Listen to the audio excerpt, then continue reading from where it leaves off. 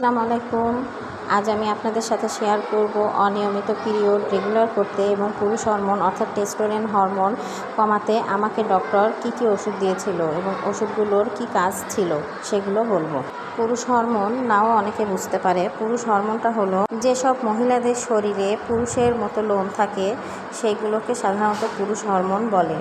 আর এই লোমগুলো শরীরের বিভিন্ন জায়গায় হয়ে থাকে। তার আগে বলে নেই, ভিডিওটি যদি ভালো লাগে তাহলে অবশ্যই একটা লাইক, কমেন্ট, শেয়ার এবং সাবস্ক্রাইব করবেন।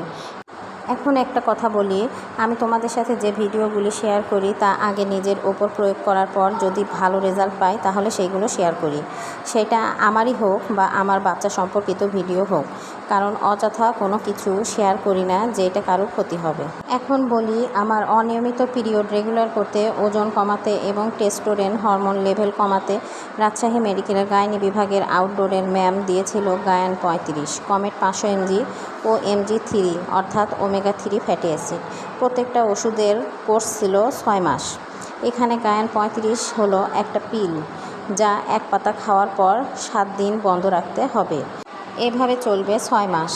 এরপর কমেট 500 mg শুধু ডায়াবেটিস রোগী যে খায় শুধু তাই নয়, এই কমেট ওজন কমাতে এবং বাচ্চা ধারণ অর্থাৎ কনসিভ করতে সাহায্য করে।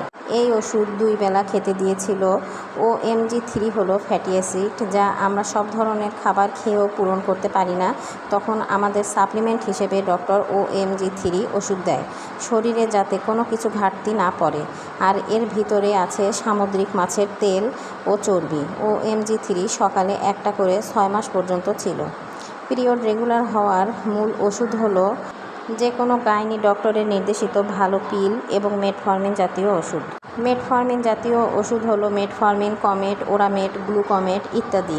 শুধু নরমেন্স আর মেনোরাল খেয়ে কখনো রেগুলার হবে না। পুরোপুরি রেগুলার করতে উপরে উল্লেখিত ওষুধগুলো খেতে হবে। আর অবশ্যই বয়স, ওজন এবং হরমোনাল সমস্যা বুঝে সেবন করতে হবে। সমস্যা কম থাকলে 3 মাস খেলেই রেগুলার হবে, সমস্যা বেশি থাকলে 6 মাস খেলে রেগুলার হবে।